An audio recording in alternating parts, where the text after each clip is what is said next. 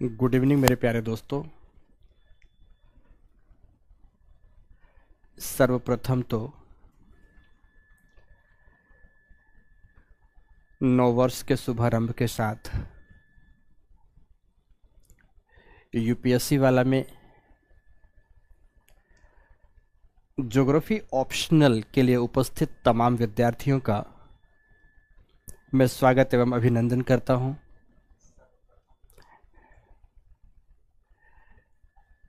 आज बेहद प्रसन्नता का विषय यह भी है कि ज्योग्राफिकल कंटेक्स्ट में आज इस दिन की एक खास महत्ता है। सूर्य एवं पृथ्वी के अगर संबंधों को देखा जाए तो आज के दिन की विशेषता है कि आज हमारी पृथ्वी सूर्य के सबसे समीप है।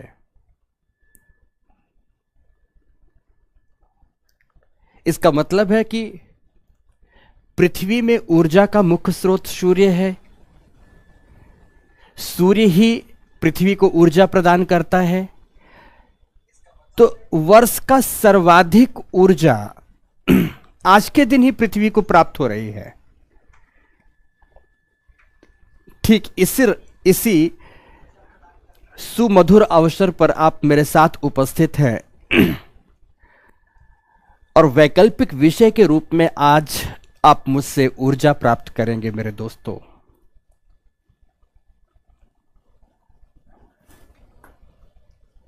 Again very very good afternoon या इवनिंग।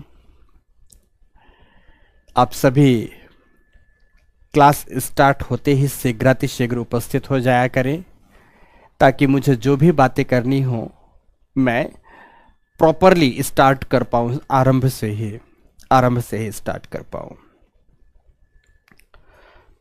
तो चलिए बातें करते हैं आज कुछ बड़ी आवश्यक। देखो, ये बात जरूर कर लो कि आज आप में से जितने विद्यार्थी उपस्थित हुए हैं उन सब के मन में अगर ऐसा कुछ विचार है कि आज से ही मैं टॉपिक उठाऊंगा और टॉपिक पर ही सीधा पढ़ाना शुरू कर दूंगा, तो वो लोग आज की इस कक्षा को बंक कर सकते हैं। आज मेरे टॉपिक से संबंधित कोई भी बातें नहीं होंगी। आज हम लोग भूगोल विषय क्या है, इसका पाठ्यक्रम क्या है, इसकी प्रकृति क्या है, इसको कैसे पढ़ा जाना चाहिए, इसकी उपयोगिता क्या है, इस पे कैसे सर्वोत्तम और सर्वाधिक मार्क्स लाया जाए, इस विषय को पढ़ते हुए जीएस के साथ साथ जो समय का प्रबंधन है उसे कैसे किया जाए, जब ऑप्शनल पढ़ रहे हैं तो जीएस के साथ भी कैसे न्याय हो, इन तमाम विषय बिंदुओं पर आज से लेकर कल तक मुझे आपके साथ इन कक्षाओं में चर्चा करनी है। आप में से कई ऐसे विद्यार्थी होंगे जिन्होंने अपने पूरे जीवन काल में, आज तक के जीवन काल में कभी सोचा भी नहीं होगा कि जब हम सिविल सर्विसेज की प्रिपरेशन करेंगे तो ज्योग्राफी ऑप्शनल जैसा विषय रखेंगे। पर नहीं, इस बीच में आपने ज्योग्राफी को ऑप्ट किया एज एन ऑप्शनल सब्जेक्ट। उन सबका भी बहुत बहुत स्वागत है मेरे प्यारे दोस्तों। मैं यह भी मान के चलता हूं कि आप में से जितने विद्यार्थी आज इस कक्षा में उपस्थित हैं उनमें से तमाम विद्यार्थी 10th तक तो ज्योग्राफी एक कॉमन सब्जेक्ट के रूप में पढ़े होंगे, बट 10th के बाद उनका ज्योग्राफी से किसी भी तरह का कोई भी दूर दूर का संबंध विषयगत रूप से नहीं रहा होगा। दैनंदिन जीवन में तो आप जो भी जीते हैं वो भूगोल ही है, तो उससे आप दूर हो ऐसा तो मैं कभी मान ही नहीं सकता। पर अध्ययन अध्यापन की परिपाटी में या परंपरा में आप विषय से दूर रहे होंगे। और अगली एक बात और, मैं उन तमाम विद्यार्थियों का सहृदय और अधिक स्वागत करता हूं जो पूरी तरह से इस कक्षा में ब्लैंक होकर बैठे हैं, ये मानकर बैठे हैं कि उन्हें भूगोल विषय के बारे में किसी भी प्रकार का कोई भी ज्ञान नहीं है और अब उन्हें सर्वोत्तम मार्क्स लाने हैं। ऐसे विद्यार्थियों का भी मैं स्वागत करता हूं। और मैं सही बताऊं तो वो तमाम विद्यार्थी ज्यादा बेहतर स्थिति में है जो पूरी तरह से ब्लैंक है। अगर सच बताऊं, एक चित्रपट की कल्पना करो कि अगर आपके पास एक कैनवास है और पूरी तरह से कैनवास ब्लैंक है, व्हाइट पेपर से युक्त है, और आपको अगर उसमें एक सुंदर सी रमणीय का चित्र बनाना हो तो आप पेन या ब्रश की एक चपेट से सुंदर सा चित्र आप उसमें उकेर सकते हैं, अंकित कर सकते हैं। लेकिन अगर उस कैनवास में पहले से ही तमाम तरह के चित्र बने हुए हैं और आपसे कहा जाए कि एक और नया सुंदर सा चित्र बनाएं, तो निश्चित रूप से आपको कठिनाई होगी। या कि पहले उस कैनवास को पूरी तरह से मिटाना होगा, उसमें उकेरे गए चित्रों को हटाना होगा, फिर एक नया चित्र बनाना होगा, या कि कुछ और नई विधा का पालन करना होगा। तो खाली दिमाग में चीजें भरना और खाली दिमाग को चीजों को समझाना ज्यादा बेहतर है भरे हुए दिमाग से। तो वो तमाम विद्यार्थी जिन्हें भूगोल विषय का एक सीमा तक ठीक प्रकार से ज्ञान है, वो जब भी ऑप्शनल की कक्षा में उपस्थित हों, इन 2 घंटे की कक्षाओं में ये मानकर चलेंगे कि उन्हें इस विषय के बारे में कोई भी ज्ञान नहीं है। उन्हें इस विषय के बारे में कोई ज्ञान नहीं है। उन्हें पूरी तरह से 100% रूप से आज इस कक्षा से विषय को जानना आरंभ करना है और विषय के बारे में उस पूर्णता को प्राप्त करना है जो आपके एग्जामिनेशन की डिमांड है। एग्जामिनेशन की डिमांड है। कोई बात नहीं, मैं ये बात भी मानता हूं कि आप में से 90% विद्यार्थी मेरे अपने जीएस की कक्षाओं के हैं। तो कुछ और विद्यार्थी भी हैं जो कि जीएस अभी मुझसे तो नहीं पढ़े हैं, पर अन्य बैचेज में पढ़ेंगे या एटसेट्रा कहीं से मेरे बारे में सुना और उन्होंने एडमिशन लिया है। उन तमाम बच्चों का भी भरपूर स्वागत करता हूं दोस्तों, भरपूर स्वागत करता हूं। 9 वर्ष की इस मधुर शुभारंभ के साथ हम लोग वैकल्पिक विषय का भी आगाज करने जा रहे हैं। यह तो और एक गौरव और प्रसन्नता का विषय है, बेहद ही प्रसन्नता का विषय है। तो आज हम अपनी इस कक्षा में क्या समझेंगे, इस विषय की ओर आगे बढ़ते हैं। ज्योग्राफी वैकल्पिक विषय के रूप में, ध्यान से, as an optional subject geography किस तरह से लाभदायक है, सबसे पहले हम इस विषय बिंदु पर चर्चा करेंगे।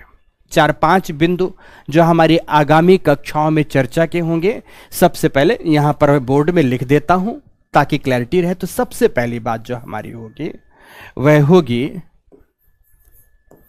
कि भूगोल आपने जो वैकल्पिक विषय के रूप में रखा है,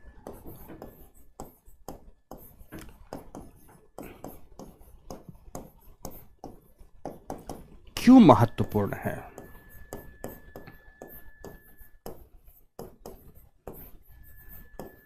क्यों महत्वपूर्ण है, पहली बात तो ये है। दूसरी बात, यहां पर हम लोग सेकेंड पॉइंट में पाठ्यक्रम का विश्लेषण करेंगे।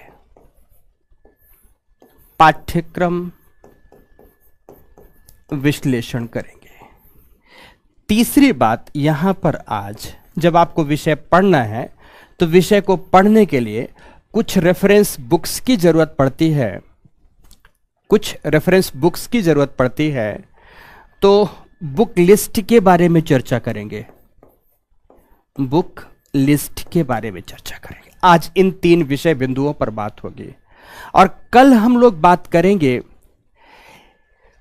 फिर से 3 विषय बिंदुओं पर। ये आज के विषय बिंदु हैं और नोटिस करना, जो आगामी जो नेक्स्ट डे हमारा कल का होने जा रहा है उसमें फिर से 3 विषय बिंदु उठाऊंगा जो कि बहुत महत्वपूर्ण होगा।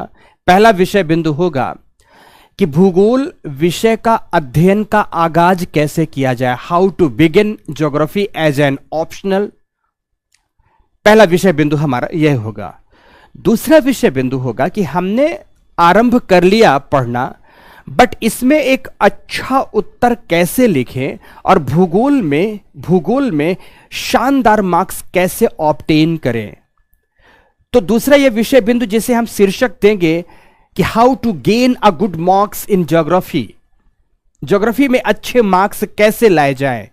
तो तीसरा विषय बिंदु जो कल का होगा उस पर हम चर्चा करेंगे कि ज्योग्राफी विषय के साथ साथ जीएस पर कैसे न्याय हो और समय का उचित प्रबंधन कैसे किया जाए, ये 3 विषय बिंदु कल की क्लास की चर्चा के होंगे। ये दोनों कक्षाएं जो भी विद्यार्थी ऑप्शनल में एडमिटेड हैं या एडमिशन लेना चाहते हैं, उन सभी विद्यार्थियों के लिए आज की और कल की जो ये ओरिएंटेशन कक्षा है 2 दिनों की, ये बहुत महत्वपूर्ण है, क्योंकि इसी पर टिका होगा आगे का 6 से 7 महीने का अध्ययन का पूरा स्वरूप, जिसके तौर तरीकों से आप सब बातें समझ पाएंगे कि हम आगे 6 से 7 महीनों में विषय को कैसे पढ़ेंगे या हमें कैसे पढ़ना चाहिए। तो सबसे पहले जाने कि जो आपने भूगोल ऑप्शनल विषय ऑप्ट किया है, इसकी अपनी महत्ता क्या है, इसकी अपनी महत्ता क्या है। और इस महत्ता को देखने के लिए मित्रों, अभी सबसे पहले तो इन सब चीजों को छोड़ते हैं और आगे एकदम सीधा बढ़ते हैं। इस महत्ता को देखने के लिए आपको 3 चरणों में मैं आपको लेकर चलता हूं।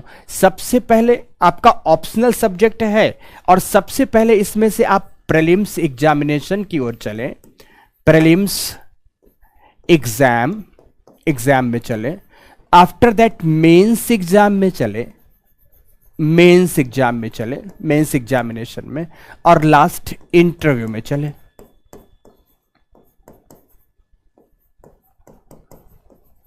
तीन, आप जानते हैं कि आपकी यूपीएससी की परीक्षा 3 चरणों में होती है। प्रीलिम्स एग्जामिनेशन में इसकी क्या महत्ता है आपकी इस ऑप्शनल सब्जेक्ट की? ध्यान रखें, इस बात को आपको जानना चाहिए कि यूपीएससी में जितने भी विद्यार्थी प्रीलिम्स एग्जामिनेशन में अपीयर हो रहे होते हैं, एक मोटे मोटे तौर पर मान लिया जाए कि प्रत्येक वर्ष 5 लाख विद्यार्थी प्रीलिम्स एग्जामिनेशन में अपीयर होते हैं। फॉर्म तो 10 से 12 लाख के आसपास भरते हैं और 5 से 6 लाख विद्यार्थी अपीयर होते हैं। अब इन अपीयर होने वाले विद्यार्थियों में सर्वाधिक संख्या प्रीलिम्स पास करने वालों की अगर आप देखोगे, ध्यान रखना जो भी बात करता हूं वो यूपीएससी के रिपोर्ट्स के आधार पर बात की जा रही है। यूपीएससी के वेबसाइट्स में जाएं और वेबसाइट्स पर जाकर सारी की सारी सच्चाई को आप चेक कर सकते हैं। तो सबसे बड़ी महत्वपूर्ण बात है कि ज्योग्राफी ऑप्शनल लिए होने वाले विद्यार्थियों की प्रीलिम्स क्वालिफाई सफलता अगर आप देखेंगे तो प्रीलिम्स में सफल होने वाले विद्यार्थियों की सर्वाधिक संख्या ज्योग्राफी ऑप्शनल वालों की होगी। क्यों ऐसा होता है? सर्वाधिक सफलता, सर्वाधिक की बात होती है। आखिर ऐसा क्यों कि सर्वाधिक प्रीलिम्स ज्योग्राफी ऑप्शनल का विद्यार्थी मींस अब इसमें नंबर आपका आने वाला है। आपने जो चयन किया है ना इस ऑप्शनल का, इसकी विशेषता बता दूं जो कि आपके मस्तिष्क में बैठी होनी चाहिए, क्योंकि आगामी नंबर अब आपका यहां पर आने वाला है। इसकी विशेषता यह है कि आप सभी जानते हैं कि अगर प्रीलिम्स एग्जामिनेशन में देखे जाएं तो ज्योग्राफी के सारे सेक्शंस को आप मिला दो। जैसे ज्योग्राफी में एक फंडामेंटल सेक्शन हो गया, फंडामेंटल ज्योग्राफी की बात हो गई, फंडामेंटल ज्योग्राफी की बात हो गई। एक तो ये फंडामेंटल सेक्शन है, दूसरा इन्वायरमेंटल ज्योग्राफी की बात हो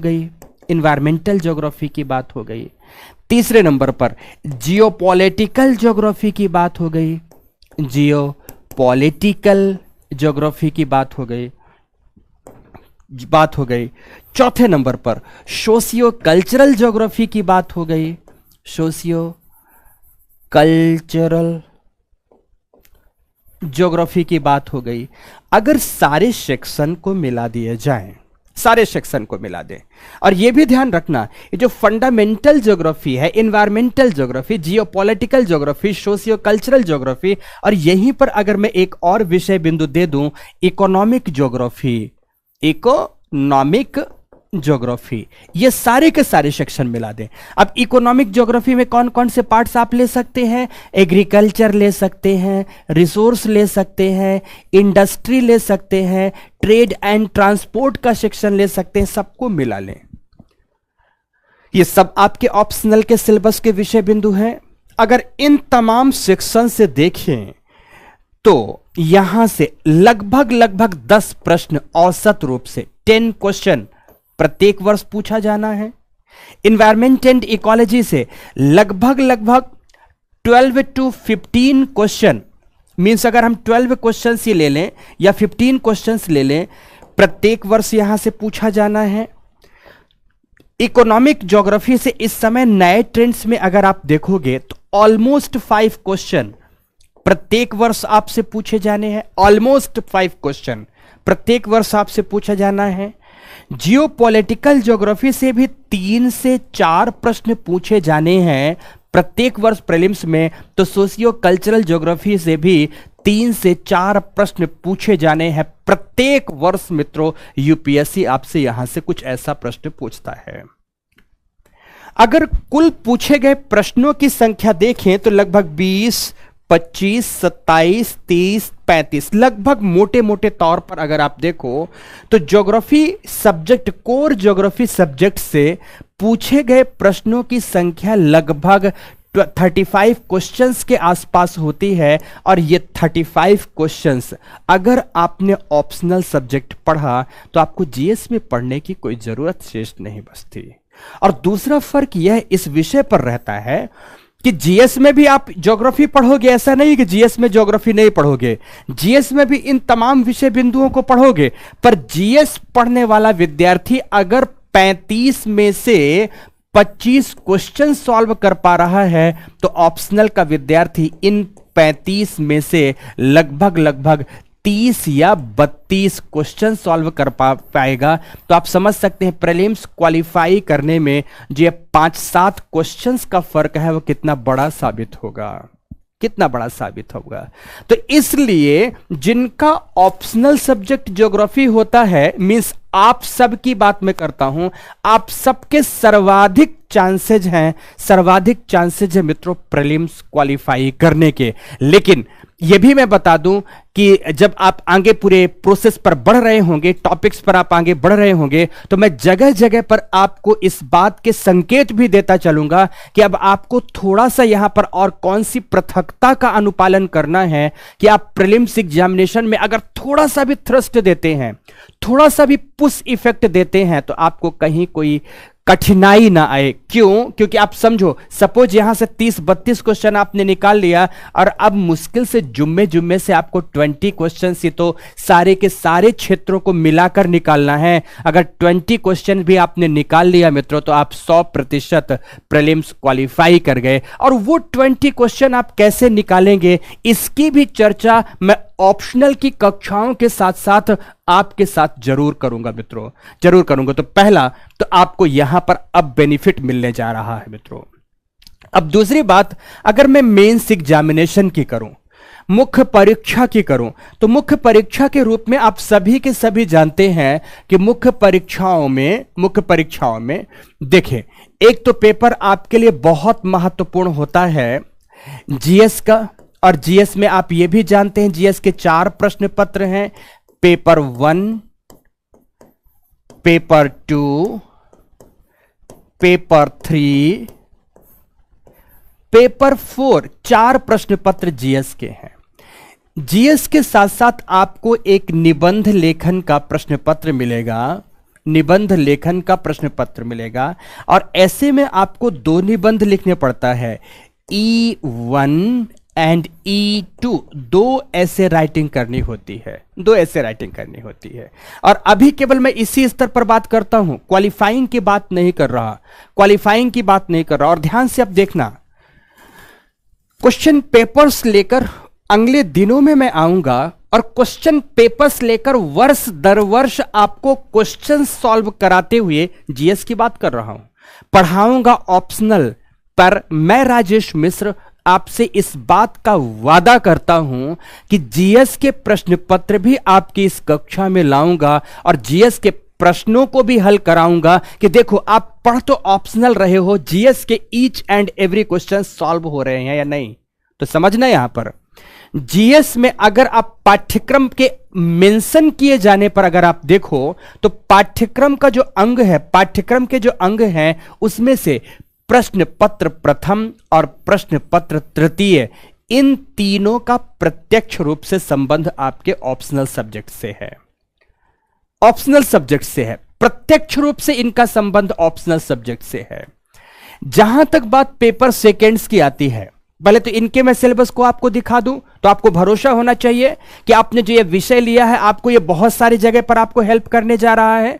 कैसे कैसे हेल्प करेगा? प्रीलिम्स में अभी आपने समझा कि प्रीलिम्स में आपको सर्वाधिक चांसेस देगा ये पास होने के, सफल होने के। तो मुख्य परीक्षा में ये आपको सफलता के कैसे करीब ले जाने में मदद कर रहा होगा। सबसे पहले आप पेपर फर्स्ट में देखो, एक एक प्रश्न पत्र की बात करता हूं। अगर हम पेपर फर्स्ट की बात करें तो ध्यान रखना, पेपर फर्स्ट में प्रत्येक वर्ष 90 से लेकर 110 मार्क्स का प्रश्न सीधे सीधे फंडामेंटल ऑफ ज्योग्राफी से हो रहा है। अब फंडामेंटल ऑफ ज्योग्राफी में क्या है? प्रश्न पत्र प्रथम में सिलेबस मेंशन है कि the salient feature of world physical geography, भौतिक भूगोल के मूल सिद्धांत। फिर उसके बाद दिया है दुनिया भर के तमाम आर्थिक क्षेत्रकों की बात किया गया है, प्रथम द्वितीय और तृतीय क्षेत्रकों के विकास, और इसमें दक्षिण एशिया को मिलाते हुए, दक्षिण एशिया को सम्मिलित करते हुए तमाम प्रकार की बात करते हुए कुछ महत्वपूर्ण प्राकृतिक परिघटनाओं की भी चर्चा की गई है। वहां से सीधा सीधा प्रश्न आते हैं पेपर फर्स्ट में। तो आखिर पेपर फर्स्ट में कौन से प्रश्न हैं, इसे दिखाने के लिए मैं आपको सीधे प्रश्न पत्र प्रथम पर लाता हूं। प्रश्न पत्र प्रथम पर लाता हूं तो आपको यहां पर यकीन हो जाना चाहिए, ठीक है। प्रश्न पत्र प्रथम, और प्रश्न पत्र प्रथम में ध्यान से देखना, हम आपको आपके सिलेबस की ओर ले जाना चाहेंगे। तो सिलेबस पर यहां आइए सभी। सिलेबस का पहला बिंदु विश्व के भौतिक भूगोल की मुख्य विशेषताएं, जिसे आपने कहा salient feature of world physical geography, ये सेक्शन यहां से देखो। फिर यहां दूसरा इसका पार्ट आता है विश्व के मुख्य प्राकृतिक संसाधनों का वितरण। यहां पर नेचुरल रिसोर्सेज की बात आती है, जिसमें से दक्षिण एशिया एवं भारतीय उपमहाद्वीप को सम्मिलित करना है, और उसके साथ साथ प्राथमिक, द्वितीयक और तृतीयक क्षेत्र की जितनी भी आर्थिक क्रियाएं हैं, उन आर्थिक क्रियाओं के स्थानीयकरण को प्रभावित करने वाले कारक क्या हैं। अर्थात अगर किसी स्थान पर कोई उद्योग स्थापित किया जाना है तो वह उसी स्थान पर क्यों स्थापित है। स्थानीयकरण से मतलब क्या होता है कि सपोज मुझे इस पेन को बनाने की कोई एक औद्योगिक इकाई स्थापित करनी है, तो आखिर इस पेन को बनाने की इकाई कहां पर स्थापित की जाए, कहां पर अनुकूलतम दशा है, कहां पर न्यूनतम लागत पर अधिकतम लाभ की प्राप्ति होगी, कहां पर न्यूनतम लागत पर अधिकतम लाभ के साथ न्यूनतम पर्यावरणीय क्षति होगी। इन तमाम बातों का विश्लेषण मित्रों इस खंड के अंतर्गत किया जाता है, और जितना बेहतर तरीके से इसका अध्ययन एक ऑप्शनल का विद्यार्थी करता है, जीएस में उतना बेहतर अध्ययन कार्य कभी भी संभव नहीं होता। तो आपको यहां सीधे सीधे लाभ मिलने वाला है। इसके साथ साथ आप इसे देखें, भूकंप है, सुनामी है, ज्वालामुखी हलचल है, चक्रवात इत्यादि एटसेट्रा एटसेट्रा एटसेट्रा, तमाम प्रकार की भौगोलिक विशेषताओं के बारे में जो बात की गई है, इस खंड को भी देखो, इसका भी संबंध पूरी तरह से भूगोल विषय से है। तो आप इन विषय वस्तुओं को अगर आप देखो तो इनसे तो प्रत्यक्ष रूप से लगभग 100 नंबर का प्रश्न आता है, बल्कि इससे अगर थोड़ा सा मैं आपको पहले ले चलूं, इससे थोड़ा सा पहले ले चलूं, अब पहले ले चलूं और उसमें देखें, आप उसको समझने की कोशिश करना कि अगर ध्यान से अगर हम बात करें, समझना, यहां पर जो संप्रदायवाद, क्षेत्रवाद, धर्मनिरपेक्षतावाद ये सारा दिया हुआ है। तो आपको मैं बता दूं, ज्योग्राफी जब आप पढ़ते हैं तो ज्योग्राफी में ये क्षेत्रवाद की अवधारणा प्रादेशिक विकास एवं नियोजन जैसे टॉपिक में पढ़ा जाता है। कहां पर इसे पढ़ते हैं? प्रादेशिक विकास एवं आयोजना जैसे टॉपिक में पढ़ते हैं, आयोजना। और इसी के साथ साथ ये जो क्षेत्रवाद है ना, जिसमें से रीजनल कॉन्शसनेस की बात आती है, क्षेत्रीय चेतना की बात आती है, और क्षेत्रवाद की भावना पनप कर सामने उभर कर आती है। ये सारी की सारी बातें आप पॉलिटिकल ज्योग्राफी मींस जो भारत के भूगोल में राजनैतिक भूगोल का सेक्शन है या राजनैतिक संदर्श का सेक्शन है, इसके अंतर्गत इस टॉपिक को आप बड़े ही विस्तार से पढ़ते हैं।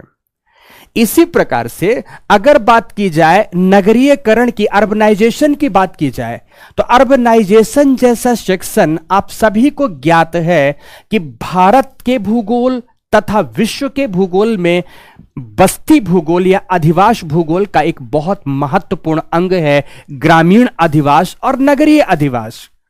नगरीय अधिवास के बारे में जब भी पढ़ते हैं, अर्बन सेटलमेंट्स के बारे में जब पढ़ते हैं, तो अर्बन सेटलमेंट्स को पढ़ने के साथ ही अर्बनिज्म एंड अर्बनाइजेशन जैसी अवधारणाओं पर चर्चा करते हैं। जीएस में पढ़ा हुआ विद्यार्थी अगर अर्बनाइजेशन की बात करता है तो अर्बनिज्म जैसे शब्द से वह महरूम रह जाता है, लेकिन जब ऑप्शनल में कोई ये विद्यार्थी इसे पढ़ रहा होता है तो उसे अर्बनाइजेशन भी पता होता है और अर्बनिज्म की भी अवधारणा पता होती है। प्रश्न चाहे जितना ही तोड़ मरोड़ कर बनाया जाए, चाहे जितना भी घुमा फिरा कर बनाया जाए, आप इतना तसल्ली बख्श रूप से आप इसका जवाब लिखेंगे जितना एग्जामिनर कल्पना कर रहा होता है, आपसे मांग कर रहा होता है। जब नगरीकरण की बात करेंगे तो नगरीकरण की समस्याएं आती हैं। नगर की तमाम प्रकार की समस्याओं में नगर की अधिवासीय समस्याओं की भी चर्चा की जाती है और नगर की अधिवासीय समस्याओं में ही मलिन बस्तियों की समस्या है, स्लम्स की समस्या है। तो मलिन बस्तियां क्या होती हैं? मलिन बस्तियों के सुधार के कौन कौन से उपाय हो सकते हैं? तो स्लम ऑफ डिस्पेयर क्या है, स्लम ऑफ होप क्या है? ये तमाम विषय बिंदुओं की चर्चा आपसे ऑप्शनल विषय के अंतर्गत अपेक्षा भी की जाती है और आपके सर मींस राजेश मिश्र सर आपको एक एक करके पढ़ाएंगे और नगरों की अन्य तमाम समस्याओं को भी पढ़ाएंगे। नगर की आधारभूत संरचनागत विशेषताओं को बताएंगे, वहां की आधारभूत संरचनागत समस्याओं के बारे में चर्चा करेंगे। तो सामाजिक आधारभूत समस्याएं, तो मित्रों सामाजिक के साथ साथ आर्थिक आधारभूत समस्याएं प्रत्येक पक्षों पर बड़े ही विस्तार से बात करेंगे और जब उनके रक्षोपायों पर बात चलेगी तो अर्बन प्लानिंग्स पर हम लोग बढ़िया विस्तार देते हैं दोस्तों। अर्बन मॉडल्स पर चर्चा करते हैं, अर्बन प्लानिंग्स एंड मॉडल पर चर्चा करते हैं। तो ये सारा का सारा पार्ट आपके सेटलमेंट ज्योग्राफी का है, आपके अधिवास भूगोल का है, जिसमें से आप अर्बन ज्योग्राफी पढ़ते हैं। इसका मतलब है कि आप देख रहे हैं कि टॉपिक की शुरुआत यहां से हो जाती है और लास्ट तक आप पढ़ते जाते हैं। अर्थात ये सारे के सारे टॉपिक आप ज्योग्राफी ऑप्शनल सब्जेक्ट में पढ़ते हैं। तो जब आपने ऑप्शनल में पढ़ लिया तो जीएस में आपको अलग से अतिरिक्त मेहनत करने की जरूरत नहीं है, क्योंकि आपने वहां ज्यादा विस्तार पढ़ा है, आपने वहां अधिक विस्तार पढ़ा है और अधिक बेहतर उत्तर लेखन की कला आपने सीखी है। इसलिए मित्रों आपके लिए विषय बहुत ही उत्तम साबित होने जा रहा है। समझ रहे कि नहीं? देखो ये कक्षा उन विद्यार्थियों के लिए नहीं है जिन्होंने एडमिशन नहीं लिया है, आप सब तो एडमिशन ले चुके हैं और आप सबको हमेशा अपने आप पर भरोसा होना चाहिए कि आपने जो निर्णय लिया है वो आपके लिए बेहद ही शानदार है मित्रों। और उसी का एक प्रयास कर रहा हूं समझाने में कि आप इसे देखते चलो आपको कहां कहां से लाभ मिलने जा रहा है। आप इससे भी पहले के सिलेबस के अंग पर चलिए तो महिलाओं की भूमिका और महिला संगठन के साथ साथ यहां पर बात आती है पॉपुलेशन की, जनसंख्या की बात आती है। आपके सिलेबस का जल्दी से बताइए एक पार्ट है या नहीं? विश्व के भूगोल में भी जनसंख्या एक पार्ट है, भारत के भूगोल में भी भारतीय समाज के ऐतिहासिक संदर्भ के साथ साथ भारतीय सांस्कृतिक विन्यास के टॉपिक पर जनसंख्या एक टॉपिक है जिसमें से दो पक्षों को पढ़ना है।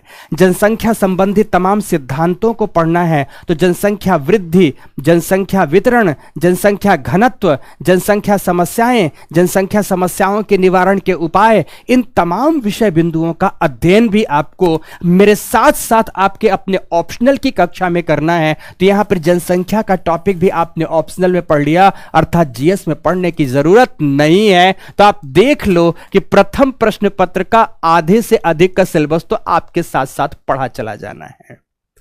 अब जब आप वहां पढ़ ही रहे हो ऑप्शनल में और इतने सिलेबस के तमाम विषय बिंदुओं का आपने अध्ययन कर लिया, तो आप सही बताओ, आप खुद बताओ मित्रों, मुझे मत बीच में खड़ा करना कि एक तरफ जब आप उत्तर लेखन कर रहे होंगे, एक तरफ जब कॉमन दूसरा स्टूडेंट उत्तर लेखन कर रहा होगा, तो आप बेहतर जवाब देंगे या कि वह जवाब देगा बेहतर? मेरा तो निश्चित रूप से जवाब यही है कि आपसे बेहतर कोई दूसरा और जवाब यहां पर दे नहीं सकता। इसलिए आपके लिए यह प्रश्न पत्र, प्रथम प्रश्न पत्र ज्योग्राफी ऑप्शनल के दृष्टिकोण से बहुत ही महत्वपूर्ण होने जा रहा है। अब आगे हम चलें अगर पेपर थर्ड में, तो पेपर थर्ड की आप हेडिंग में ही देख सकते हैं कि प्रौद्योगिकी आर्थिक विकास, उसके साथ जैव विविधता का सेक्शन है, पर्यावरण का संरक्षण सेक्शन है, आपदा प्रबंधन का सेक्शन है, और जो सुरक्षा है इंटरनल सिक्योरिटी की जहां बात आती है, तो इंटरनल सिक्योरिटी की बात को भी हम लोग अपने ऑप्शनल में कैसे पढ़ते हैं? अपने ऑप्शनल में हम लोग क्षेत्रवाद पढ़ते हैं, अपने ऑप्शनल में हम लोग संप्रदायवाद पढ़ते हैं, अपने ऑप्शनल में हम लोग आतंकवाद की अवधारणा पढ़ते हैं, अपने ऑप्शनल में ही हम पड़ोसी देशों के साथ अंतरिक्षीय संबंध और पड़ोसी देशों के साथ सीमा विवादों की बात करते हैं। और जब तमाम सीमा विवादों आदि की चर्चा कर रहे होते हैं, भारत के संदर्भ में समकालिक मुद्दों को जब पढ़ रहे होते हैं, तो कृषि अशांति, औद्योगिक अशांति जैसे मुद्दों पर भारत में नक्सलवाद की प्रभाविता या उत्पत्ति कैसे हुई, माओवाद की उत्पत्ति कैसे हुई, ये तमाम विषय बिंदु भी आपके लिए जरूरी है। अर्थात ये पूरा टॉपिक, पूरे टॉपिक में से देखें ज्यादातर बातें आप ऑप्शनल में स्वयं ही पढ़ लेंगे, जिसको आपको जीएस में पढ़ने की कोई जरूरत नहीं है मित्रों। इसलिए आपकी तो बस बल्ले ही बल्ले हैं। समझ रहे हैं मेरी बात की नहीं? मजे ही मजे हैं आपके मित्रों, और मजे आपको यहां से सिलेबस के विषय बिंदुओं के साथ उठाने हैं। जैसे यहां अगर हम आगे बात करें तो देख सकते हैं आपकी भारत की मुख्य फसलों के बारे में अगर बात करें, भारत में मुख्य फसलों के साथ सिंचाई के बारे में बात करें, सिंचाई के पैटर्न के बारे में बात करें, भारत में भंडारण, परिवहन, विपणन आदि के बारे में बात करें, तो सारा का सारा सेक्शन आप इकोनॉमी में भी पढ़ेंगे, लेकिन मूलतः इकोनॉमिक ज्योग्राफी का सेक्शन है। आप इसे ज्योग्राफी में मस्ती के साथ पढ़ेंगे, जहां यहां पर पीडीएस सिस्टम वगैरह, न्यूनतम समर्थन, एमएसपी वगैरह की बात आती है, तो जब आप लोग लैंड रिफॉर्म्स वगैरह का टॉपिक पढ़ रहे होते हैं, तो लैंड रिफॉर्म्स वगैरह पढ़ाते हुए सारी की सारी चीजें हम यहां भी आपको समझाते हैं। तो एग्रीकल्चर ज्योग्राफी में तो लैंड रिफॉर्म का टॉपिक सीधे सीधे आपको पढ़ना ही है। भारत में खाद्य प्रसंस्करण से संबंधित तमाम प्रकार के उद्योग कौन से हैं, उन उद्योगों की अवस्थिति के आदर्श दशाएं कौन कौन सी हो सकती हैं, यह भी तमाम बातें पढ़ना है।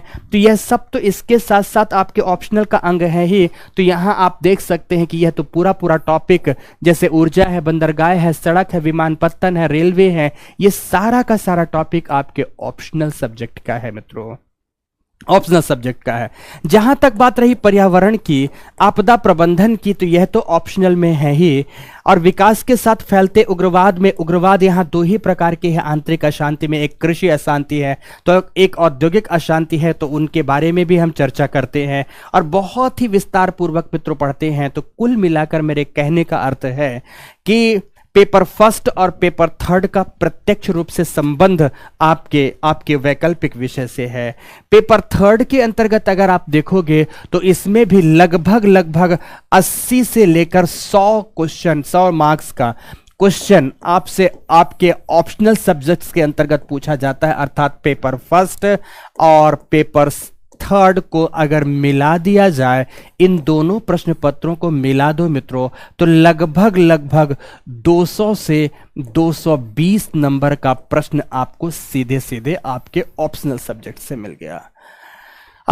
आपने तैयारी की ऑप्शनल सब्जेक्ट की, लेकिन आपको ऑप्शनल की तैयारी के साथ साथ 220 नंबर का यहां भी प्रत्यक्ष रूप से फायदा हो गया। अब पेपर सेकेंड्स पर अगर मैं बात करूं तो मेरी ध्यान से मित्रों बातें सुनना। पेपर सेकेंड्स पे जब आप इंटरनेशनल रिलेशन की बात कर रहे होते हैं, पेपर सेकेंड पर जब इंटरनेशनल रिलेशन की बात कर रहे होते हैं, गवर्नेंस की बातें कर रहे होते हैं, तो मेरे प्यारे दोस्तों आप मुझे बताओ कि क्या बिना ठीक से भूगोल की जानकारी का इंटरनेशनल रिलेशन पढ़ा जा सकता है? भूगोल विषय की ठीक से जानकारी ना हो तो क्या अच्छी प्रकार से आप अंतरराष्ट्रीय संबंधों का अध्ययन कर पाओगे? प्रत्यक्ष रूप से नहीं तो मेरे प्यारे मित्रों, अप्रत्यक्ष रूप से भूगोल वैकल्पिक विषय पेपर सेकंड में अंतरराष्ट्रीय संबंध जैसे विषयों को पढ़ने में, गवर्नेंस जैसे विषयों को पढ़ने में आपको सरल बना देता है, आपको सहज बना देता है। इस विषय के ज्ञान से दूसरे खंडों में भी आपको लाभ मिल रहा होता है। आपको लाभ मिल रहा होता है। तो कई बार तो मैं यह भी बता दूं, पेपर 4 जिसे आप एथिक्स, इंटीग्रिटी एंड एप्टीट्यूड का पेपर मानते हैं, वहां भी मित्रों सोशल एथिक्स की बात आती है। जब सोशल एथिक्स की बात आती है तो उसमें से बहुत सारे प्रश्न माइग्रेशन आदि से संबंधित पूछ लिए जाते हैं। तो अगर प्रश्न माइग्रेशन से पूछ लिया गया, अगर प्रश्न आपसे स्लम्स से पूछ लिया गया, तो माइग्रेशन के इंपैक्ट, स्लम्स के impact, positive and negative impact, इन तमाम विषयों पर बेहतर जवाब केवल आपके पास होगा। अर्थात पेपर 4 के अंतर्गत भी लगभग 20 नंबर का प्रश्न, एक प्रश्न आपके लिए तय है पूछा जाना। पेपर सेकंड में भी 15 से 20 नंबर का प्रश्न आपके लिए तय है पूछा जाना। इस प्रकार से अगर आप देखो तो paper first, paper second, paper third और पेपर फोर्थ, इन चारों को मिला दो तो लगभग 250 नंबर का प्रश्न आपके वैकल्पिक विषय से प्रत्यक्ष रूप से जुड़ा हुआ दिखाई देगा। यह आपकी बहुत बड़ी सफलता साबित होगी। तो आपने पढ़ा 500 नंबर के लिए ऑप्शनल में, पर आपको फायदा यहां पर 250 नंबर के लिए जीएस के प्रश्न पत्रों में हुई। और जहां तक बात आई निबंध लेखन की, अगर आपने इतने सारे सेक्शन को कवर किया है, कितने सेक्शन को, एक तो फंडामेंटल ज्योग्राफी का सेक्शन हो गया, दूसरा बायो इन्वायरमेंटल ज्योग्राफी का सेक्शन हो गया, तीसरा इकोनॉमिक ज्योग्राफी का सेक्शन हो गया, चौथा डिजास्टर एंड डिजास्टर मैनेजमेंट का सेक्शन हो गया, तो पांचवा पॉलिटिकल जियोपॉलिटिकल ज्योग्राफी का सेक्शन हो गया। अगर आपने इतने सारे क्षेत्रों को कवर भली भांति प्रकार से किया है तो जल्दी से मुझे बताओ, प्रत्येक वर्ष के 2 निबंध में से आपको एक निबंध का विषय वस्तु मिलेगा या नहीं मिलेगा? आपका जवाब होगा यस सर, 100% मिलेगा। यस सर, 100% मिलेगा। समझ में आई मेरी बात कि नहीं? तो अगर एक निबंध भी मिल रहा है 125 नंबर का, तो मींस पढ़ा आपने 500 नंबर के लिए ऑप्शनल में, आपको 250 नंबर का जीएस मेंस में क्षमा चाहूंगा जीएस मेंस में फायदा हुआ, 125 नंबर का ऐसे राइटिंग में फायदा हुआ। अब बताओ सफलता के आप कितने करीब हो? पर यह जरूर ध्यान रखें मित्रों कि इन सब के साथ साथ आपको जबरदस्त तरीके से उत्तर लेखन की प्रैक्टिस करनी पड़ेगी। जबरदस्त तरीके से उत्तर लेखन की प्रैक्टिस करनी पड़ेगी। अगर आपने उत्तर लेखन का प्रयास नहीं किया, पर वो मैं करवा ही लूंगा, वो मेरे ऊपर छोड़ दो। अब एक आइडियल आंसर राइटिंग कैसे लिखा जाए उस पर तो हम कल बात करेंगे, बट आपसे उत्तरों प्रश्नों का जवाब लिखवा लेना भी मुझे बहुत अच्छे से आता है।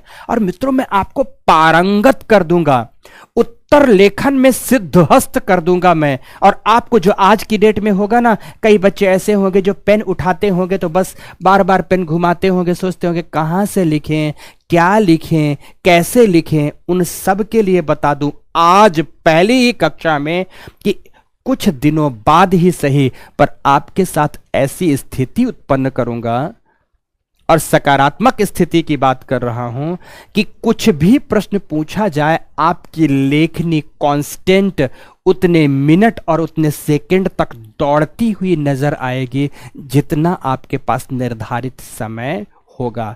ये एक आपकी बहुत बड़ी विशेषता हो जाएगी। चेक कौन करेगा, कैसे होगा, इसके लिए मैंने बताया है, लास्ट में एक वीडियो डाला है। उत्तर लेखन पर कैसे चेक होगा, कौन सी चीजें होंगी, कल चर्चा करते हैं। पर आज पहले जिस विषय बिंदु को बताना है उस पर मैं आ जाता हूं। तो आपको इस तरह से कुल मिलाकर मेरे कहने का मतलब है कि इस तरह से आपको जीएस से आपको फायदा मिलने जा रहा है, जीएस से फायदा मिलने जा रहा है। ऐसे में फायदा मिल रहा तो मेंस में आपको ठीक इस प्रकार से लाभ होगा। दूसरा, मुख्य परीक्षा के अंतर्गत आपको जीएस में लाभ मिल गया, ऐसे में लाभ मिल गया, और ऑप्शनल में तो मिलना है।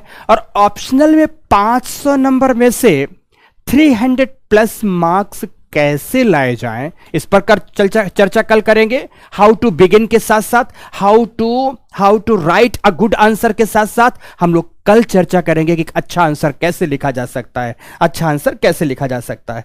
तो एक ये विषय बिंदु था। तो पहली बात यहां पर मेरी दो बिंदुओं के स्थान पर चीजें समाप्त हुई। पहले कि जीएस में और एसए में हम लोग किस तरह से, कहां से क्या प्राप्त करेंगे, इस बात को यहां मैंने बताया। अब यहां जैसे आ गए हम पेपर थर्ड के अंतर्गत, तो यहां पर भी लगभग 100 नंबर का हो गया। और जो मिसलेनियस टॉपिक्स हैं, जैसे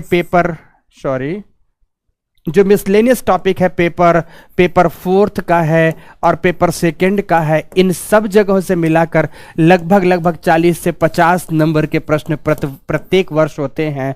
तो टोटल कर दिया जाए तो लगभग 250 नंबर का प्रश्न जीएस से आ जाता है। प्लस ऐसे में से हमने अगर चर्चा की कि ऐसे राइटिंग में से भी 125 नंबर का प्रश्न यहां पूछ लिया गया, तो आपके पास हो गया 375 नंबर का प्रश्न ऑप्शनल के साथ साथ प्रत्येक वर्ष जीएस का तैयार हो रहा है और एसए का तैयार हो रहा है। पहली बात तो यह है।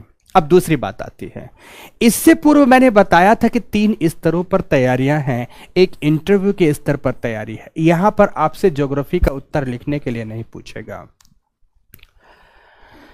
यहां पर ज्योग्राफी का उत्तर लेखन आपसे कभी नहीं पूछेगा कि आप आंसर राइटिंग आप ज्योग्राफी से करें। समझ रहे हैं मेरी बात कि नहीं? पर आपसे यह पूछ सकता है और हमेशा पूछेगा कि हमारा इंडियन ओशन है, भारतीय हिंद महासागर का क्षेत्र है, वह हिंद महासागरीय क्षेत्र जो द्वितीय विश्व युद्ध तक एक ब्रिटिश लेक के रूप में जाना जाता था,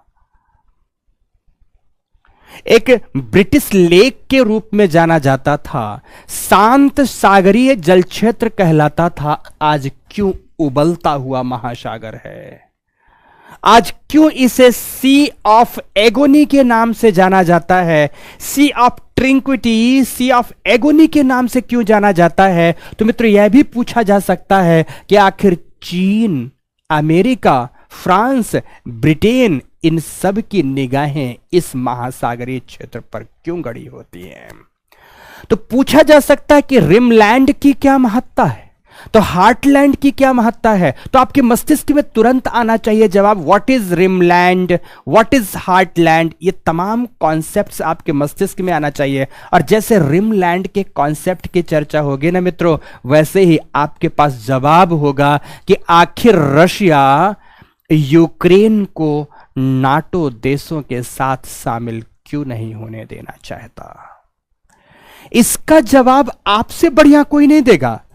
एटी महान से लेकर जिन्होंने लैंड एंड सी पावर के बीच के क्लैश की बात की थी, मैकिंडर से लेकर जिन्होंने लैंड एंड सी पावर के बीच क्लैश की बात की थी, तो मित्रों स्पाइक मैन जिसने सी पावर एंड सी पावर के बीच सख्त संघर्षों की चर्चा की थी, इन तमाम विषयों की गहरी समझ किसी और विषय के विद्यार्थी में नहीं बल्कि ज्योग्राफी वैकल्पिक विषय के विद्यार्थियों में होती है। इसीलिए आप इस पर शानदार जवाब लिख सकते हैं। प्रश्न एक बार पूछा गया था कि आखिर चीन अफ्रीका के भौतिक संसाधनों में गहरी अभिरुचि क्यों रख रहा है?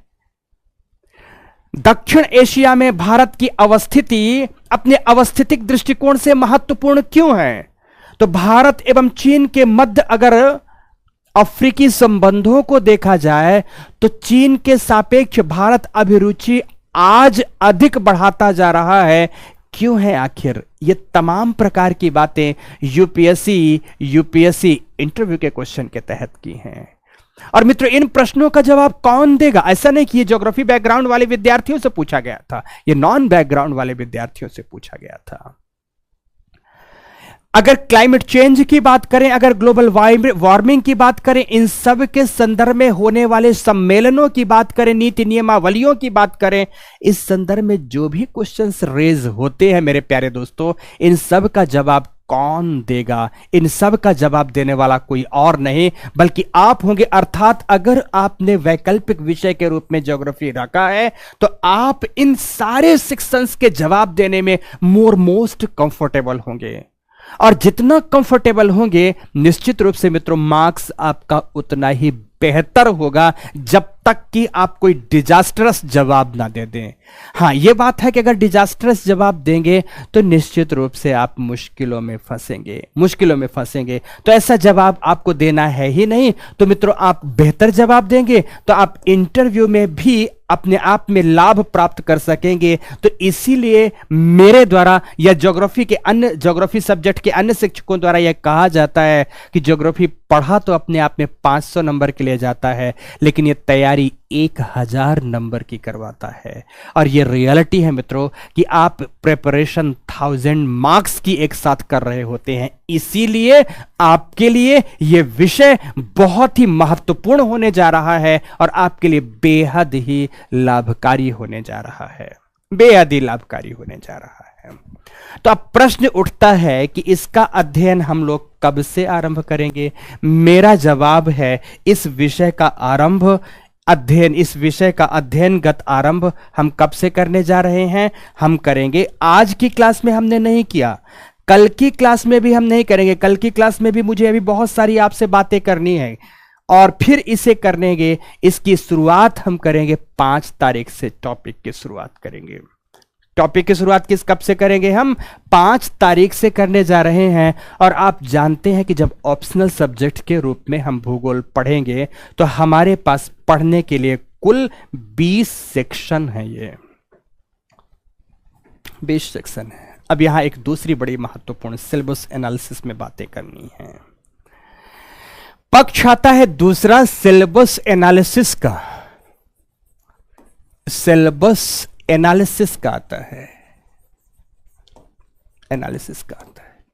अब सिलेबस एनालिसिस में मुझे क्या बताना है कि ज्योग्राफी का सिलेबस बहुत वास्ट है। डर गए आप या नहीं?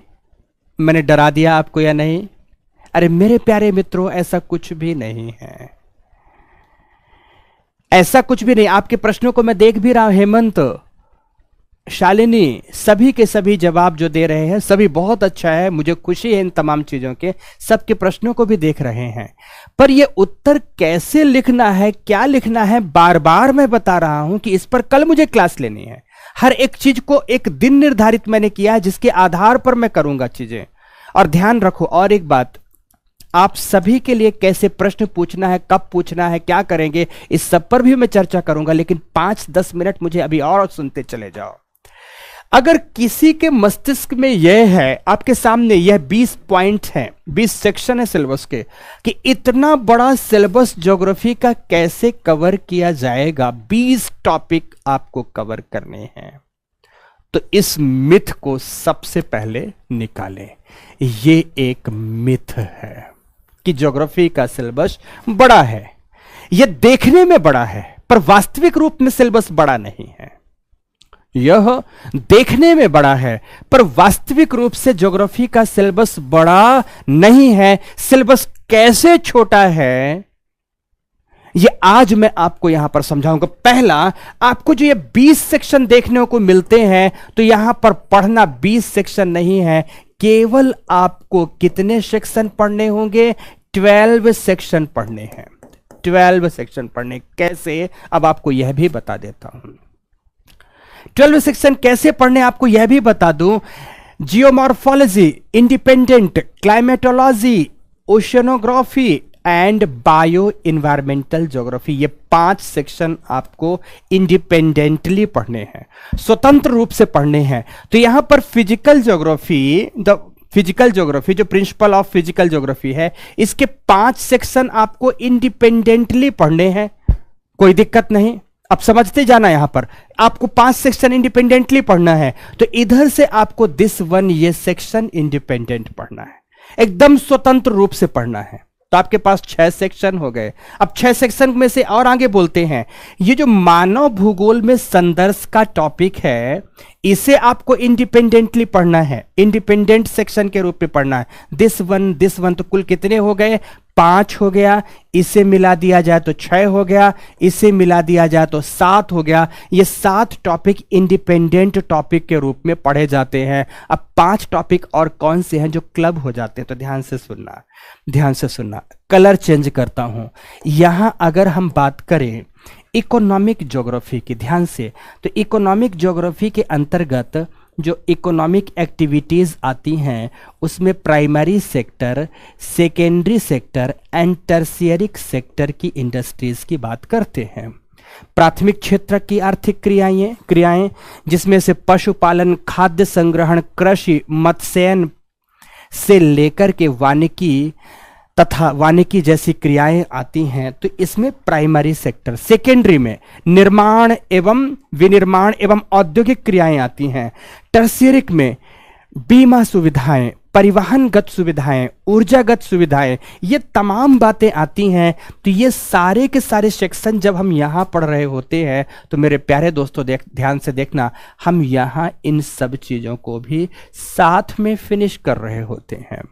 फर्क केवल इतना है कि जब यहां पढ़ रहे होते हैं तो इस सेक्शन को हम विश्व के संदर्भ में पढ़ रहे होते हैं, और जब यहां पढ़ रहे होते हैं तो भारत के संदर्भ में पढ़ रहे होते हैं। तो संसाधन की संकल्पना जब पढ़ेंगे यहां तो विश्व के संदर्भ में, तो वही संकल्पना एप्लीकेशन के रूप में भारत के संदर्भ में पढ़ेंगे।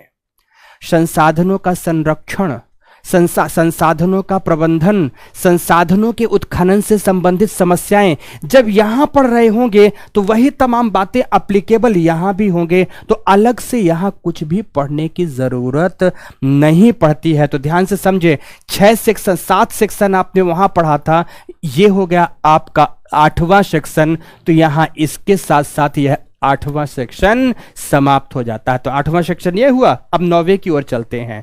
यहां देखना, यहां लिखा है जनसंख्या एवं बस्ती भूगोल। जनसंख्या एवं बस्ती भूगोल, तो जो भारत का सांस्कृतिक विन्यास है और ये बस्ती है, ये एक ही सेक्शन है। जब यहां पर जनसंख्या की बात करते हैं और बस्ती भूगोल की, तो यहां पर जनसंख्या का वृद्धि, वितरण, घनत्व, इनके संदर्भ में सिद्धांत, जनसंख्या संबंधी समस्याएं, विकसित राष्ट्रों की समस्याएं, विकासशील राष्ट्रों की समस्याएं, तो जनसंख्या संबंधी नीतियां, जनसंख्या के महत्वपूर्ण गुण, ये तमाम बातें जब यहां पढ़ रहे होते हैं तो उसका एप्लीकेशन हम सांस्कृतिक विन्यास के अंतर्गत भारत में कर देते हैं। और बस्ती भूगोल का टॉपिक भी अक्षरशः यहां का यहां जुड़ा है। तो अगर हम 9वें टॉपिक के रूप में इसे पढ़ते हैं तो यहां पर भी ये 9वें टॉपिक के रूप में साथ में समाप्त हो रहा होता है, अलग से नहीं पढ़ना। देखो मेरे प्यारे दोस्तों, बाद में आप लोगों को दिक्कत ना हो इसलिए पहले दिन की कक्षा में बता देते हैं कि यहां ये तमाम बातें एक साथ जुड़कर पढ़ी जाती हैं। और ये ज्योग्राफी में बातें जोड़कर जब पढ़ते हैं और लिखते हैं तो मार्क्स कुछ बेहतर आता, पर ये लिखना कैसे है, जोड़ना कैसे है, ये कोई दूसरा नहीं बल्कि मैं समझाऊंगा आपको। जब बस्ती भूगोल यहां पढ़ रहे हैं तो वही बस्ती भूगोल का टॉपिक सेम यहां है। जैसे ग्रामीण बस्तियों के आकार और प्रतिरूप कैसे हैं, अगर ये संकल्पना आपने समझ लिया ना तो भारत में भी वही उदाहरण आपको लागू करना है, वही करना है, आपको अलग कुछ भी नहीं है। येलो कलर को नहीं दिख रहा तो कोई बात नहीं है, नहीं दिख रहा जो कलर तो छोड़ दो, मैं बाकी यहां दूसरा कलर चूज करके आपको समझाता हूं। तो 9वां टॉपिक जब आपने यहां कंप्लीट किया तो आपका 9वां टॉपिक यहां भी होता चला गया। और देखो ध्यान से, 10वें टॉपिक के रूप में प्रादेशिक आयोजना यहां पर है, 10वें टॉपिक के रूप में, तो यहां पर भी प्रादेशिक विकास एवं आयोजना, यह आपका 10वां टॉपिक कंप्लीट हो गया। ये 10वां टॉपिक कंप्लीट हो गया, 10वां टॉपिक कंप्लीट हो गया। तो अब आगे ध्यान से सुनना, आगे ध्यान से सुनना कि जो मानव भूगोल में मॉडल एवं सिद्धांत एवं नियम है, रियलिटी ये है मित्रों कि ये भी एक अलग सेक्शन नहीं है। जब भी मैं ज्योग्राफी पढ़ा रहा होऊंगा तो आपको कभी भी मानव भूगोल में मॉडल एवं सिद्धांत का टॉपिक नहीं पढ़ाऊंगा। क्यों? क्योंकि उसमें देखो मॉडल कैसे होते हैं। जैसे मान लो मॉडल आप बस्ती भूगोल पढ़ रहे हो तो बस्ती भूगोल का मॉडल हो गया, मान लो कृषि पढ़ रहे हो तो कृषि का मॉडल हो गया, उद्योग पढ़ रहे हो तो उद्योग का मॉडल हो गया, जनसंख्या पढ़ रहे हो तो जनसंख्या का मॉडल हो गया, समझ रहे हैं कि राजनीतिक भूगोल पढ़ रहे हो तो उसके मॉडल हो गए। तो जो टॉपिक आप पढ़ रहे हैं उसके मॉडल का सिलेबस यहां पर लिख दिया गया है। तो आपको यहां से अलग से मॉडल एवं सिद्धांत नहीं पढ़ना। जैसे राजनीतिक भूगोल में आपने पढ़ा हार्टलैंड थ्योरी, आपने पढ़ा रिमलैंड थ्योरी, तो यहां पर आप राजनीतिक परिप्रेक्ष्य देख रहे हैं। तो जब यहां पर राजनीतिक परिप्रेक्ष्य पढ़ रहे होते हैं तो इसे पढ़ते हुए ही हम पॉलिटिकल ज्योग्राफी के मॉडल पढ़ लेते हैं। प्रादेशिक विकास एवं आयोजना यहां पढ़ रहे हैं तो यहां पर प्रादेशिक विकास एवं आयोजना के मॉडल पढ़ लेते हैं। जब बस्ती भूगोल पढ़ रहे होते हैं तो यहां पर साथ में हम बस्ती भूगोल के भी मॉडल पढ़ लेते हैं, तो आपको अलग से ये मॉडल पढ़ने की जरूरत नहीं पड़ती। तो ये टॉपिक भी आपका अलग नहीं है। हां, रही बात इसकी, तो इसको आप कर सकते हैं 11 नंबर का टॉपिक, इसे आप 11 नंबर का टॉपिक कर सकते हैं। तो एक टॉपिक मिसलेनियस मिलाकर सब कुछ आप कर सकते हैं कि 12 नंबर का टॉपिक यह हुआ। तो इस तरह से ज्योग्राफी में कुल पढ़े जाने वाले टॉपिक की संख्या 12 है, केवल देखने में आपको यह 20 टॉपिक लग रहा है। तो कुल मिलाकर एक बात समझ में आ गई कि सिलेबस छोटा है, सिलेबस देखने में बड़ा लगता है, सिलेबस छोटा है। तो फिर प्रश्न उठता है कि इस सिलेबस को मैं कितने दिनों में कवर कराऊंगा। रही बात ऑनलाइन कक्षाओं में पढ़ाने की, तो लोग 250 घंटे में पढ़ाते हैं मेरे प्यारे मित्रों। पर आपके मन में यह विचार ना आए कि मैं क्यों ऐसा करता हूं, उसके बाद उसके पीछे की वजह बता दूं कि मैं आपको पढ़ाऊंगा यह विषय 340 घंटे में, 320 से 340 घंटे में। सभी तैयार हो जाइए और ध्यान से सभी को पता होना चाहिए कि क्या करेंगे हम यहां पर। लगभग 300 से सर मैं अब आपकी बार 0 स्पेस 0 रिस्क पर काम करना चाहता हूं, कुछ भी नहीं छूटना चाहिए मेरे लिए। बिल्कुल जितेंद्र, 100% भरोसा दिलाता हूं, मेरी ये रिकॉर्डेड क्लास आपके पास है सभी बच्चों तक, कि आपके भरोसे पर 100% खरी उतरने जा रही है ये कक्षा। और 100% इस भरोसे के साथ आप में से मैं यह भी जानता हूं कि हर एक विद्यार्थी, कक्षाएं बस शुरू होने दो ना, हर एक विद्यार्थी अपने साथ फिर से 5-5 विद्यार्थियों का एडमिशन कराएगा, क्योंकि जानता हूं ना मैंने किस लेवल पर बच्चों को मुझे देना है चीजों को। और चलो आओ यहां पर पहले इस बात को समझो इस बात को समझो कि यहां पर मैं 340 घंटे क्यों पढ़ाना चाह रहा हूं, क्योंकि पढ़ाने का मेरा अपना तरीका क्या होगा।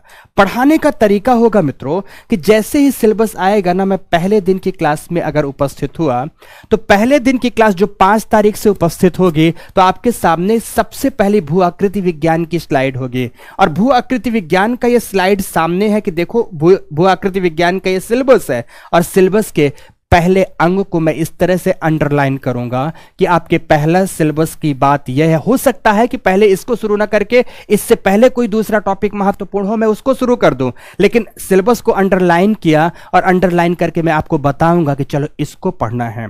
जब ये फिनिश हुआ तो दूसरे टॉपिक को अंडरलाइन किया कि चलो अब इसको पढ़ेंगे। जब ये फिनिश हुआ तो तीसरे सिलेबस के टॉपिक को अंडरलाइन किया कि अब इसको पढ़ेंगे। जब ये फिनिश हुआ तो फिर अगले टॉपिक को अंडरलाइन किया और इसको पढ़ेंगे। इस तरह से मेरे कहने का अर्थ है कि एक एक विषय बिंदु को हम इतना विस्तार पूर्वक और इतना बढ़िया से पढ़ेंगे कि आपके सामने के सिलेबस भी साथ साथ याद होता चला जाएगा और सिलेबस का कोई बिंदु छूटा भी नहीं होगा और आपको पता भी चल जाएगा कि सर ने करवाया क्या क्या कैसे है। तो इस तरह से मित्रों हम लोग एक एक खंड को पढ़ते चले जाएंगे और इस पूरे सिलेबस को पढ़ने में समय इसलिए भी थोड़ा सा लगना है कि मैं किसी भी टॉपिक में कंजूसी नहीं करूंगा। जितना विस्तार की मांग है पूरे विस्तार के साथ आपको विषय को पढ़ाऊंगा, इसलिए मित्रों थोड़ा सा आपका समय अधिक लूंगा, लेकिन यह भी यकीन दिलाता हूं कि जिस समय विषय को कंप्लीट करा रहा होऊंगा ना, उस समय आपकी तैयारी भी ऑप्शनल की 100% हो चुकी होगी। आपको फिर अलग से आपको किसी भी तरह की मेहनत करने की जरूरत नहीं होगी। बस आपको बार बार रिवीजन करना है और रिवीजन के लिए भी साइनॉप्सिस कैसे बनाने हैं, साइनॉप्सिस का फॉर्मेट कैसा होगा, यह सब कुछ भी मैं आपको सिखाऊंगा। इसी कक्षा के अंतर्गत मैं सब कुछ सिखाऊंगा। तो यह चीज आपको बता दूं कि इस तरह से हमें 350 घंटों के आसपास पढ़ाना है। दिन में एक ही क्लास होगी ऑप्शनल की, दिन में एक क्लास होगी, 3 से 5 का समय होगा, 2 घंटे की कक्षा है, सप्ताह में 5 दिन की कक्षा है, अर्थात मंडे टू फ्राइडे क्लास लेंगे।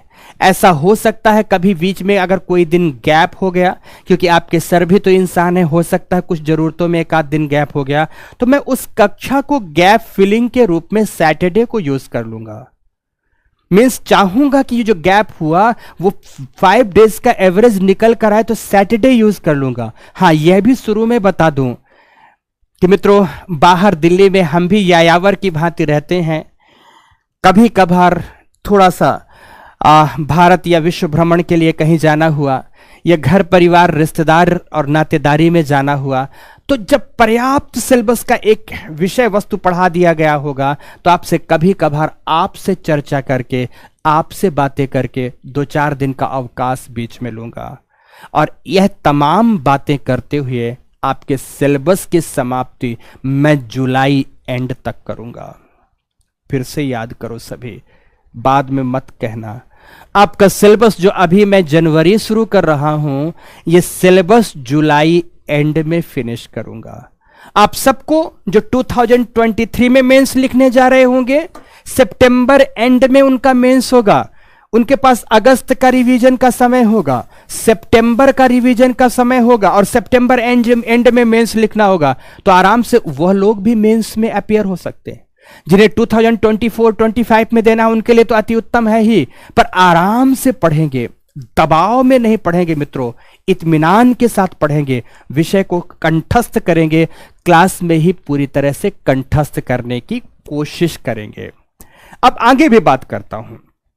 अभी आपने ये तो देखा ही, अभी रिसेंट आपने देखा ही कि कई टॉपिक हैं जो हूबहू एक हैं।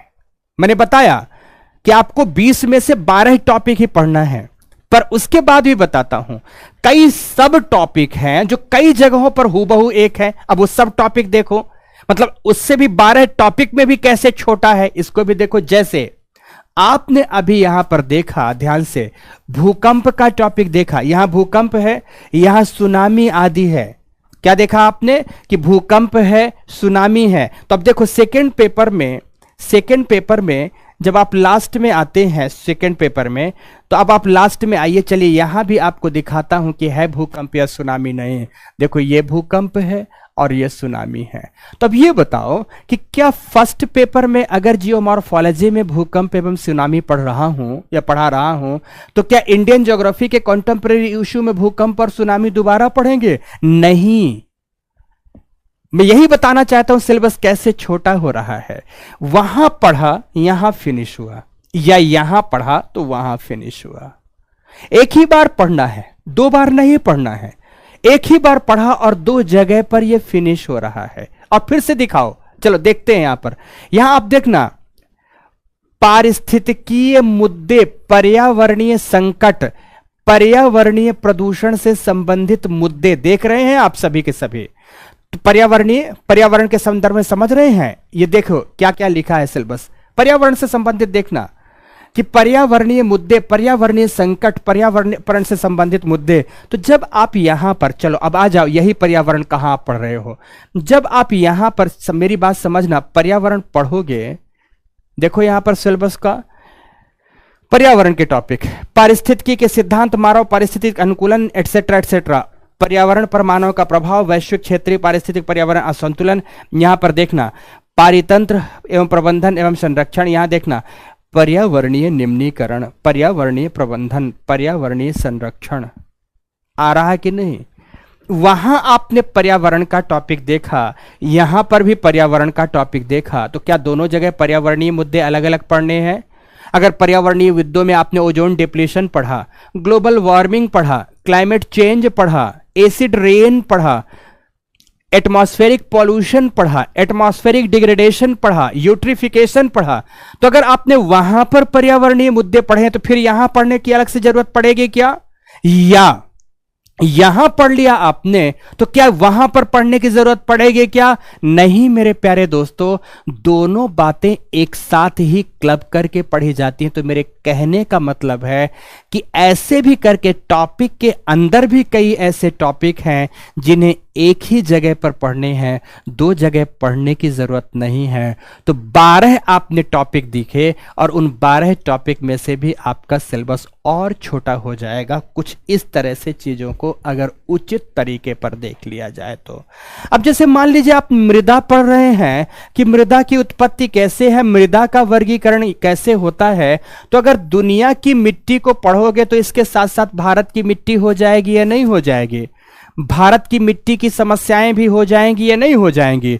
भारत में मिट्टी का संरक्षण एवं प्रबंधन भी हो जाएगा या नहीं हो जाएगा? पक्का पक्का हो जाएगा। अर्थात यहां आपने मिट्टी पढ़ा तो भारत में भी मिट्टी कंप्लीट हो रही है। यहां आपने अगर बायोम्स के साथ वनस्पतियां पढ़ा तो भारत में भी वनस्पतियां समाप्त हो रही हैं। तो कुल मिलाकर मित्रों, आपके सिलेबस को इस तरह से अगर जोड़कर देखा जाए या दिखाया जाए तो आपका सिलेबस बाकी अन्य विषयों से काफी छोटा दिखाई देने लगेगा और कहीं काफी छोटा हो जाएगा और आप मुस्कुराते हुए पढ़ोगे मित्रों। आप, मैं कहता हूं ना कि ढोल नगाड़े के साथ, बाजे गाजे के साथ दमदम होते हुए पढ़ोगे। बस यही चीज मुझे आपके अंदर आज जागृत करनी थी कि जिस विषय का आपने चयन किया है उसका सिलेबस भी छोटा है, इंटरेस्टिंग भी है, इंपॉर्टेंस भी अधिक है। इंटरेस्टिंग तो इसलिए है कि प्रकृति को देखना है, उस प्रकृति को समझना है जिसमें हम दिन रात जीते हैं। तो मानवीय क्रियाओं को भी समझना है जो कि हम दिन रात करते हैं। हम क्या खाएंगे, अपने भोजन को समझना है कि हम कौन सी क्रियाओं को करते हुए भोजन को करते हैं। तो बताओ इंटरेस्टिंग होगा कि नहीं? तो हम प्रकृति को इसमें समझेंगे, प्राकृतिक क्रियाओं को समझेंगे, मानवीय क्रियाओं तथा दशाओं को समझना है। तो जितना ही इंटरेस्टिंग है उतना ही ब्रीफ है और उतना ही इंपॉर्टेंट है। यह बात आज मुझे आपको समझानी थी। यह आपके लिए मित्रों इस विषय की अपनी महत्ता है, विषय की अपनी महत्ता है। खूबसूरती के साथ पढ़ेंगे, खूबसूरती के साथ पढ़ेंगे। अब हम आगे क्या करने जा रहे हैं, ये आपके सिलेबस आपके लिए तो है ही है, तो दिखेगा ही, आपके लिए दिखेगा ही। मैंने एक काम और किया है कि आखिर आपको इसे पढ़ते हुए क्या क्या कार्य करने होंगे। तो कार्य करने में दो स्तर के कार्य होते हैं। जब आप इस विषय का अध्ययन कर रहे होंगे तो दो प्रकार की जिम्मेदारियां होती हैं। कौन कौन सी जिम्मेदारियां हैं? एक शिक्षक के स्तर पर शिक्षक की जिम्मेदारियां और एक विद्यार्थियों के स्तर पर, विद्यार्थियों के स्तर पर। अब सुनना मेरी बात, और ये चीज बहुत ही ध्यान से, इत्मीनान से सुनने की जरूरत है। जब मैं विषय को पढ़ा रहा हूंगा, विषय को पढ़ा रहा हूंगा तो ध्यान रखो, मेरी कोशिश होगी कि आपको किसी भी अतिरिक्त पुस्तक का अध्ययन ना करना पड़े। डेली आप में से कई बच्चे मुझसे पूछेंगे, सर कौन सी किताब खरीदें इस खंड के लिए, कौन सी पुस्तक ले लें इस खंड के लिए। डेली मुझसे ये बात बच्चे पूछेंगे। मेरा जवाब सुनो, अगर मुझ पर भरोसा करके आप विषय पढ़ना चाहते हो ना, तो किताबों की जरूरत नहीं है। किताबों में जहां आपको उलझना है उन तमाम बातों को मैं स्वयमेव कट पेस्ट कॉपी के रूप में बढ़िया सा मटेरियल निकलवा के पीडीएफ मटेरियल के रूप में आपको अवेलेबल करवा दूंगा। जैसे उदाहरण देता हूं, आपके सिलेबस का जो पहला पार्ट है जियोमॉर्फोलॉजी, जियोमॉर्फोलॉजी के लिए कौन सी किताबें पढ़ें? तो दो किताबें हो सकती है, एक तो सविंद्र सिंह की हो सकती है या पी दयाल की पुस्तक हो सकती है, या पी दयाल की किताब हो सकती है।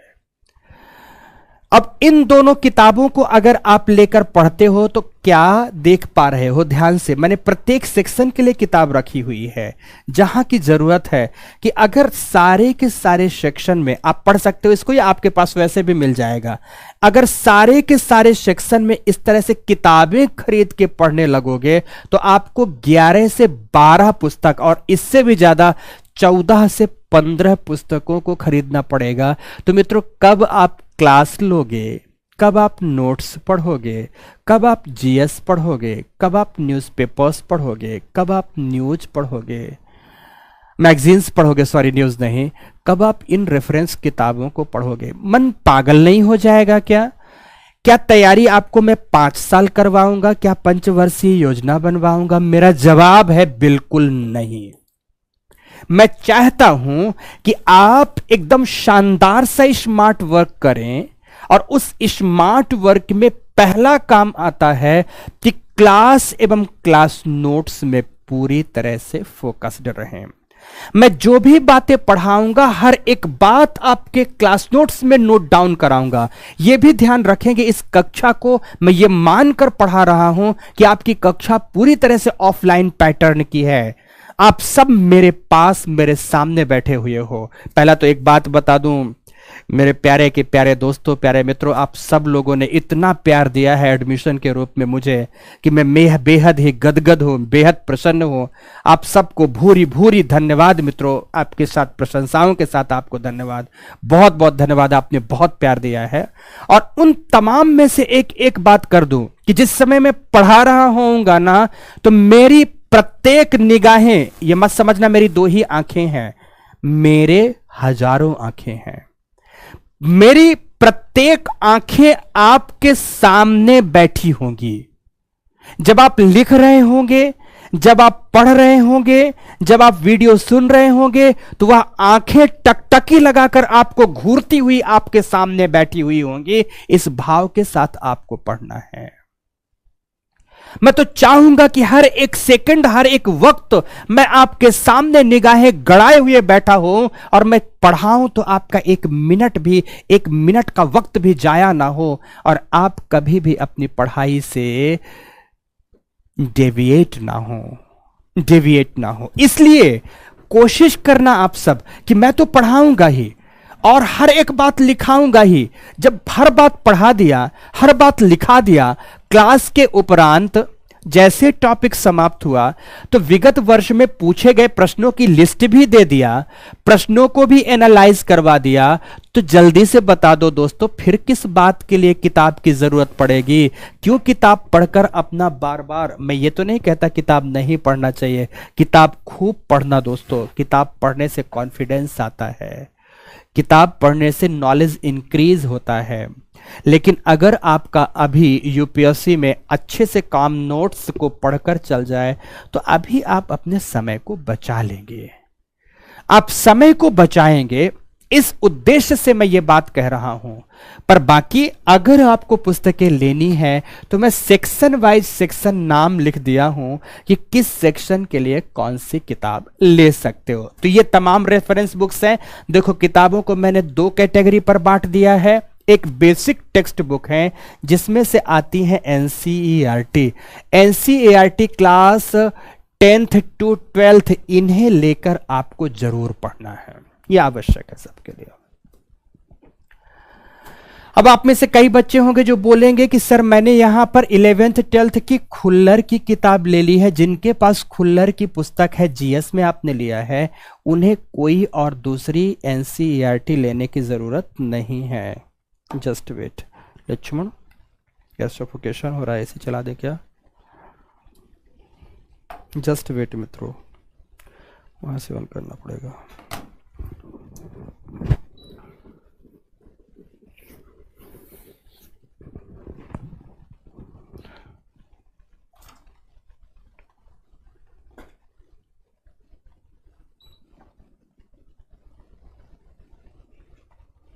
एक बार आप देखो इसको, या थोड़ा सा एक दरवाजा खोल दो। बहुत ज्यादा सफोकेशन हो गया, मैं बोल ही नहीं पा रहा।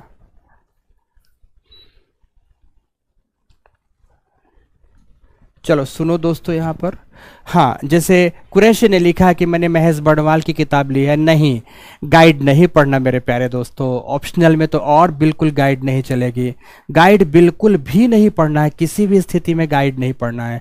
गाइड पढ़ोगे तो परेशान हो जाओगे, सच कहते परेशान हो जाओगे। लेखन का तौर तरीका बदल जाएगा। गाइड नहीं पढ़नी, टेक्स्ट बुक पढ़नी है, ओरिजिनल टेक्स्ट बुक पढ़नी है। ओके ओके, कोई बात नहीं, छोड़ दे आप लोग बैठो। चालू हो जाए तो बहुत अच्छा है, ठीक है? नहीं, टेम्परेचर 25-24 कर दें। सफोकेशन हो गया, मैं इसलिए बोल रहा हूँ। ठीक है, थैंक यू, बहुत बहुत धन्यवाद।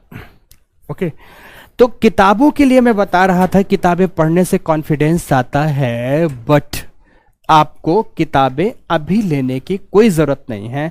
अभी आपको किसी भी स्थिति में अच्छे से पढ़कर आईएएस बनना है मेरे प्यारे मित्रों। एक बार आप आईएएस बन जाओ, फिर खूब किताबें पढ़ना। ज़िंदगी में किताबों से जितनी गहरी दोस्ती करोगे, आप उतने सफल इंसान बनोगे। इस बात को हमेशा याद रखना, हमेशा याद रखना। तो किताबों की लिस्ट तो मैंने दे ही दी है, लिस्ट तो आपके पास पहुंच ही जाएगी, लेकिन पढ़ना फिर भी क्या है, सभी लोग 11th 12th एंड 10th की एनसीईआरटी ले लेंगे। अगर 11th 12th की खुल्लर की बुक है तो एनसीईआरटी फिर लेने की जरूरत नहीं है, उन्हें पढ़ें और साथ में एक एटलस ले लेंगे। एटलस कौन सा लेना है?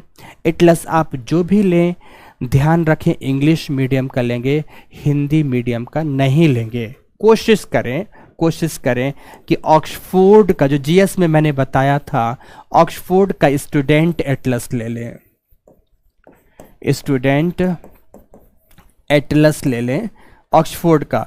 और दूसरे नंबर पर अगर आप चाहते हैं तो एक एटलस आता है, ब्लैक स्वान का आता है, ब्लैक स्वान का आता है मित्रों, स्कूल एटलस, स्कूल एटलस आता। दो में से एक कोई भी एटलस आप ले लो, तो एटलस ले लेंगे। ज्योग्राफी के विद्यार्थी होने के नाते आपके पास एटलस अवश्य होना चाहिए, अवश्य होना चाहिए, तो ये ले लेंगे। ठीक है, ऐसा करेंगे। तो पुस्तकों के बारे में मैंने बता दिया कि 10th 11th 12th बस इतना एनसीईआरटी लेना है। 11th 12th में अगर खुल्लर की बुक ले लिया तो 10th की बस एनसीईआरटी ले लो। ऑप्शनल में आपको इतना पढ़ना है। बाकी तमाम जितनी भी किताबें आप देख रहे हो, इन किताबों से भी अधिक कई ऐसी इंग्लिश मीडियम की किताबें हैं जिनमें कुछ मैटर बहुत अच्छा है, उनका अनुवाद करा के आपको धीरे धीरे पीडीएफ मटेरियल के रूप में एक एक करके जहां जैसी ज़रूरत पड़ेगी मैं आपको उपलब्ध कराता चलूँगा। तो आपको इसकी भी कोई ज़रूरत नहीं पड़ेगी। क्लास पर बढ़िया से फोकस्ड रहिएगा और आपको बहुत मज़ा आएगा मित्रों, पढ़ने में बहुत मज़ा आएगा, यकीन दिलाता हूँ। ठीक है, तो बुक्स के बारे में आपकी जो समस्या थी उसका हमने यहाँ पर समाधान किया। अब इसके बाद बारी आती है, आज की बातें में इतना ही क्योंकि आज बहुत ज्यादा क्लास लेथार्जिक नहीं बनाते। अब बारी आती है कि आखिर पढ़ना कैसे आरंभ किया जाए, और अगर पढ़ना आरंभ किया जाए तो पढ़ने के तौर तरीके क्या होंगे, तो आदर्श उत्तर लेखन कैसे किया जाए और समय का प्रबंधन कैसे किया जाए। 3 बातें। ज्योग्राफी ऑप्शनल सब्जेक्ट्स के रूप में पढ़ना कैसे आरंभ करें, दूसरा एक अच्छा उत्तर का लेखन का प्रयास कैसे करें, तो तीसरा कि समय का प्रबंधन कैसे करें। इन 3 बातों पर चर्चा मैं कल की कक्षा में करूंगा। कल भी ऐसे ही घंटे सवा घंटे की क्लास लूंगा, इससे ज्यादा क्लास लेकर आपके लिए हैवी क्रिएट नहीं करूंगा बर्डन। बस इतनी ही बात पर जाते जाते ध्यान से, आप सब मेरी जिम्मेदारी हो और मैं इस जिम्मेदारी का ख्याल बखूबी निभाऊंगा। विषय की शुरुआत 5 तारीख से करेंगे। कल हम लोग विषय आरंभ करने से पहले की भी बहुत महत्वपूर्ण बात करने जा रहे हैं। 5 तारीख से एक एक दिन हमारी कक्षा आगे बढ़ रही होगी सिलेबस के according, from very beginning to till end. पढ़ाने में मैं जितनी जिम्मेदारी अपनी निभाऊंगा उतनी ही अपेक्षा आपसे भी रखूंगा। अधिकार और कर्तव्यों के बीच अगर संतुलन है तो व्यवस्था उचित बनी रहती है। कई ऐसे क्षेत्र होंगे, अब कान खोलकर सभी सुनो, सभी अटेंशन दो यहां पर। कई ऐसे क्षेत्र होंगे जहां पर मैं आपको होमवर्क भी दूंगा। तैयार हो क्या? फिर से बता दूं, ऑप्शनल के अंतर्गत कई ऐसे क्षेत्र होंगे, बिंदु होंगे जहां पर मैं आपको होमवर्क भी दूंगा और बोलूंगा कि आपको पढ़ना है और आपको यहां पर चीजें करनी है और करके आपको मुझे बताना है।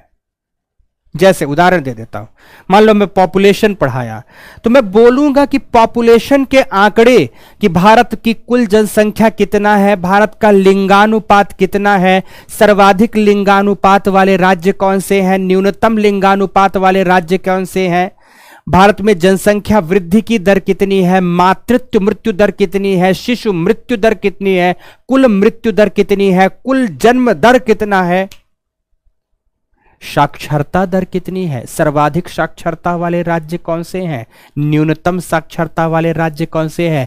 इनके आंकड़े आप तैयार करके मुझे बताएं। मान लो टॉपिक ऐसा है तो मैं आपको होमवर्क दूंगा। कहां से करना है ये होमवर्क, होमवर्क करने का तरीका क्या होगा मैं समझाऊंगा। पर करना आपको होगा, करना आपको होगा। अगर आप करोगे तो निश्चित रूप से लाभ इस बात से ज्यादा होगा कि मैं आपको लिखा दूं। उन्हीं सेक्शंस पर मैं होमवर्क दूंगा जहां पर आपके करने से आपको लाभ ज्यादा मिलने जा रहा है। इसलिए मित्रों, तैयार रहें, सर के साथ भी पढ़ने के लिए, तैयार रहें स्वयं से भी पढ़ने के लिए। और आज की इस कक्षा की समाप्ति इन्हीं बातों के साथ समाप्ति यहीं पर करना चाहूंगा। कल फिर से मिलते हैं 3 विषय बिंदुओं की चर्चा के साथ। पर ध्यान रखें, आज हमने बताया क्या क्या बातें। आपने जो विषय ऑप्ट किया है इसकी महत्ता ऑप्शनल के दृष्टिकोण से, जीएस, प्रीलिम्स, मेंस, इंटरव्यू के दृष्टिकोण से। तो दूसरी बात मैंने बताई कि ऑप्शनल सब्जेक्ट्स का सिलेबस देखने में तो बड़ा है लेकिन वास्तविक स्तर पर बहुत छोटा है। तीसरी बात हमने यहाँ पर बताई कि इसे पढ़ने में हम थोड़ा सा अधिक समय जरूर लेंगे, और वो अधिक समय केवल इस बात के लिए है कि आपको कुछ अधिक से अधिक दूं। कहते हैं ना कि तन समर्पित, मन समर्पित और यह जीवन समर्पित चाहता हूं। ऐ मेरे विद्यार्थियों, कुछ और भी दूं, कुछ और भी दूं। इसलिए आपसे समय थोड़ा सा अधिक मांगता हूं। धन्यवाद, बहुत बहुत धन्यवाद। क्लास की समाप्ति करता हूं। धन्यवाद।